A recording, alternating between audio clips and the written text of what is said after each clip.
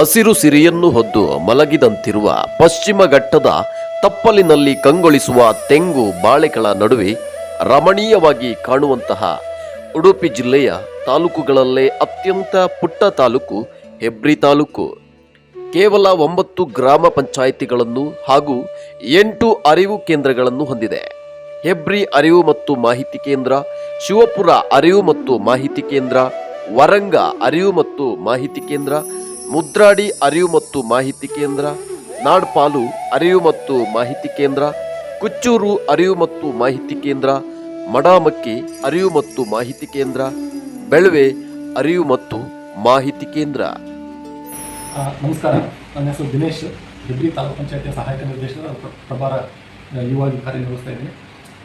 ನಮ್ಮ ಹೆಬ್ರಿ ತಾಲೂಕಿನಲ್ಲಿ 9 ಗ್ರಾಮ ಪಂಚಾಯತಿ ವ್ಯಾಪ್ತಿಯಲ್ಲಿ 8 ಅರಿವು ಕೇಂದ್ರಗಳಿದ್ದಾವೆ. ಆ 8 ಅರಿವು ಕೇಂದ್ರಗಳಲ್ಲಿ ನಮ್ಮಲ್ಲಿ ಮಕ್ಕಳ ಮತ್ತು ಸಾರ್ವಜನಿಕರ ನೋಂದಾವಣೆ 11,397 ಆಗಿದೆ. ಗ್ರಂಥಾಲಯ ಮೇಲ್ವಿಚಾರಕರು ಮಕ್ಕಳ ದಾಖಲಾತಿಗಳಿರ್ಬೋದು, ಸಾರ್ವಜನಿಕರ ದಾಖಲಾತಿರ್ಬೋದು, ಅವರಿಗೆ ಅವರ ಭವಿಷ್ಯವನ್ನು ರೂಪಿಸಿಕೊಳ್ಳುವಂಥ ನಿಟ್ಟಿನಲ್ಲಿ ಮೊಬೈಲು ಮತ್ತು ಕಂಪ್ಯೂಟರ್ ಬಳಕೆಯ ಅರಿವನ್ನು ನೀಡ್ತಾ ಇದ್ದಾರೆ.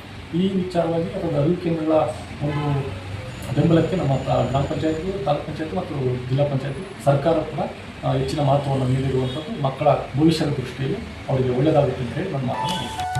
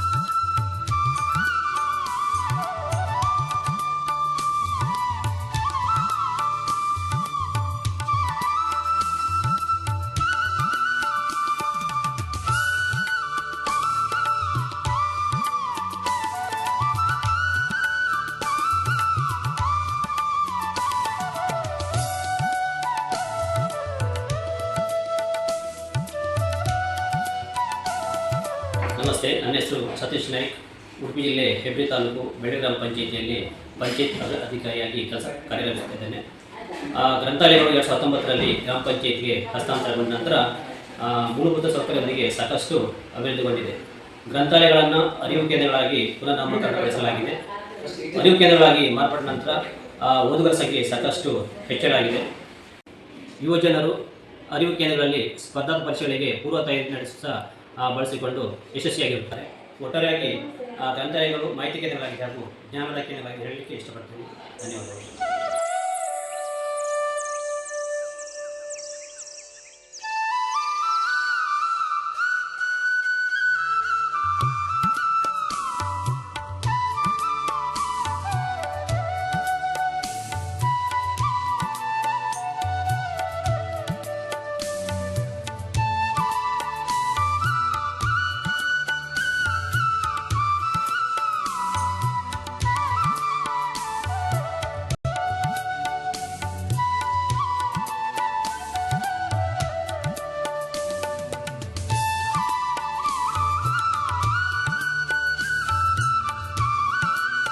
ನನ್ನ ಹೆಸರು ರಿತೇಶನ್ ಕುತ್ರವ್ ಅಂತ.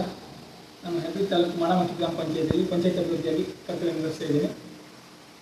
ಗ್ರಾಮ ಪಂಚಾಯತ್ಗೆ ಲೈಬ್ರರಿ ಹಸ್ತಾಂತರವಾದ ನಂತರ ಬಹಳಷ್ಟು ಬದಲಾವಣೆಗಳಾಗಿದ್ದಾವೆ.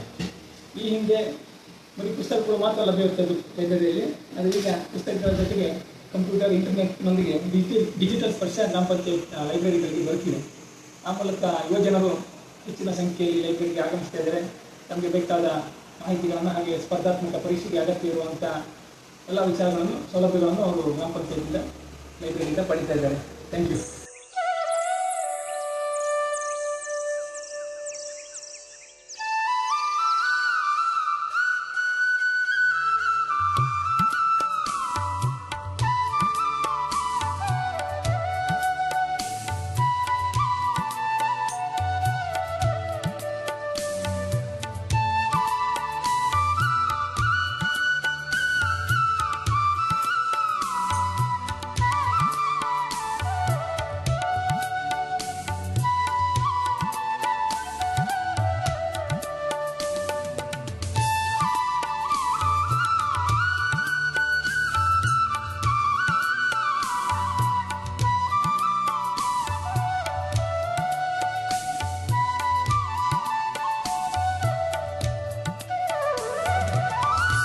ಎಲ್ಲರಿಗೂ ನಮಸ್ತೆ.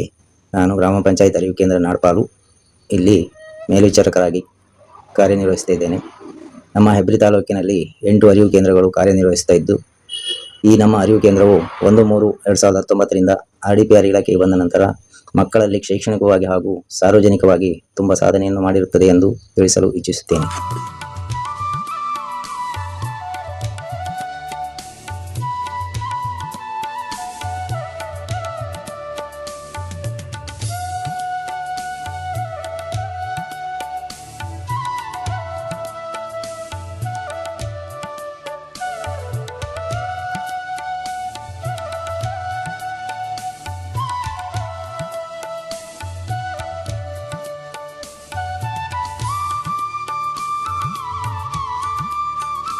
ಸಾಲಿಗೆ ಯೋಜನೆಯ ಬೇರುಗಳು ಕವಲೊಡೆದು ಹೆಮ್ಮರವಾಗಿ ಗ್ರಂಥಾಲಯ ಬೆಳಗುವ ದೇಗುಲವಾದವು. ಶಿಕ್ಷಣ ಫೌಂಡೇಶನ್ನ ಡೆಲ್ ಸಂಸ್ಥೆಯ ಸಹಕಾರ, ಸಲೀಂ ಅಲಿಯವರ ಅರ್ಲಿ ಬರ್ಡ್ ಸಂಸ್ಥೆಯ ಸಹಕಾರ ಹಕ್ಕಿಗಳಿಗೆ ಜೀವ ತುಂಬಿದೆ.